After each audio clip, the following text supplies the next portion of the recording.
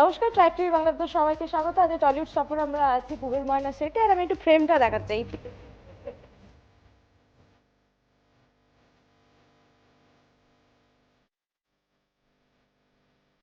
আমার পার্স, যেটা আমি অনেক কষ্টে আমি অ্যাকচুয়ালি বেশি দাম দিয়ে পার্স কিনি না, কারণ আমার পার্স হারানোর হিস্ট্রি আছে।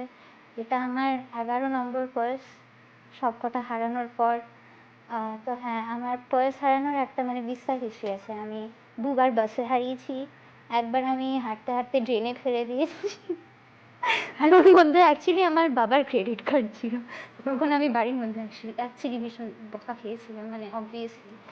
আর আরেকবার আমি খুব ইনোভেটিভলি আমার বন্ধুদের সাথে একটা ক্যাফেতে গেছিলাম। আমি পাকা ভেবে ওটা রেখে ওয়াশরুমে গেছি, কারণ আমি ভেবেছি কী আর হবে, আবার তো ওখানে ফিরবো আমরা। কিন্তু না, আমরা আর ফিরিনি, আমরা ওখান থেকে বেরিয়ে গেছি। ইনফ্যাক্ট ওটা বোধহয় ওখানে অনেকক্ষণ পড়েছিল, তারপর ওরা সরিয়েছে। আর হ্যাঁ, আমার ভেতরে আমি মাঝে মধ্যে আমি ভীষণ কেয়ারলেস, আমি ভীষণই কেয়ারলেস।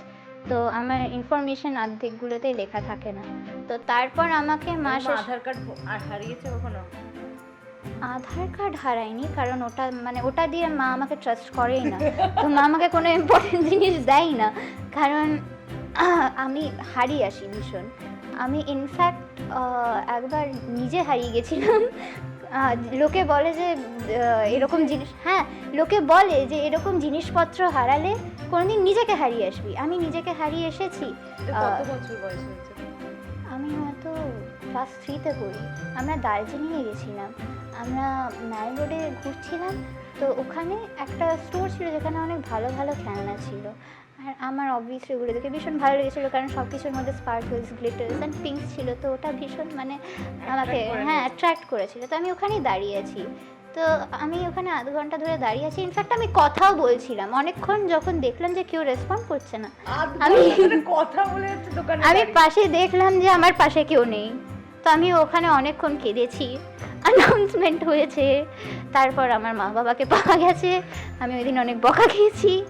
তো হ্যাঁ, এরকম অনেক কিছু হয়েছে। সো হেন্স আমার চিপ পার্সেস, মা আমাকে দামি পার্স দেয় না। আর দামি ইনফ্যাক্ট আমার এখানে হয়তো বেশি টাকাও নেই, আমার কাছে 30 টাকা আছে। পার্স হারায় বলে বাড়ির লোক বুঝে শুনে টাকা দিয়ে পাঠায়। হ্যাঁ, তো অ্যাকচুয়ালি আমি নিজেকেও নিজে ট্রাস্ট করি না, তো আমি বেশি টাকা চাই না।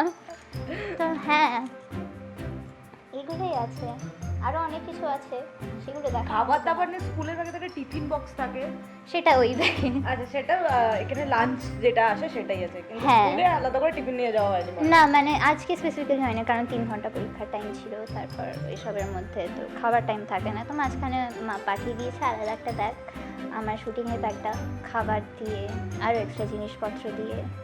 তো হ্যাঁ, বেশ, ময়নার ব্যাগ উদ্ঘাটন হয়ে গেল। ও নিজেকে হারিয়ে ফেলে, পার্স হারিয়ে ফেলে, লাকি পিচবোর্ড, সব মিলে একদম জমজমাট বোঝা যাচ্ছে চারপাশটা।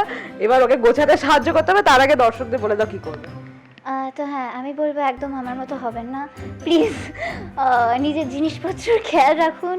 আর হ্যাঁ, এরকম ভাবে তো কোনো বয়ফ্রেন্ডও হারিয়ে যেতে পারে যখন বয়ফ্রেন্ড হবে। ব্যাপারটা হচ্ছে আমি যে আপনারা যে মাপের বিস্তার একটা ব্রিফ পেলেন আমার ব্যাপারে, সেটাতে আপনারা হয়তো বুঝতে পারছেন যে আমি বাড়ি থেকে বেরোনোর কোনো ইনিশিয়েটিভই নিই না। হ্যাঁ, ব্যাপারটা হচ্ছে আমার মা বাবাও ভীষণ সাপোর্টিভ। তো যদি আমার কোনোদিন হয়, ওদেরও কোনো প্রবলেম হবে না। কিন্তু ব্যাপারটা হচ্ছে হবে না, কিন্তু ব্যাপারটা হচ্ছে ওটাতে অনেক আমাকে এফর্ট দিতে হবে। অর্ধেক টাইমে আমাকে আমার রুমের বাইরে দেখা যায় না, তো সেই এফর্টটা আর কি আমার এখনো নেওয়ার কোনো মাইন্ডসেট নেই। তো হবে একদিন। এরপরে আর বলার কিছু থাকে না। আপনারা দেখতে থাকুন পুবের ময়না আর বিনোদনের এরকম আপডেটের জন্য অবশ্যই চোখ রাখবেন ট্রাইব টিভি বাংলার পর।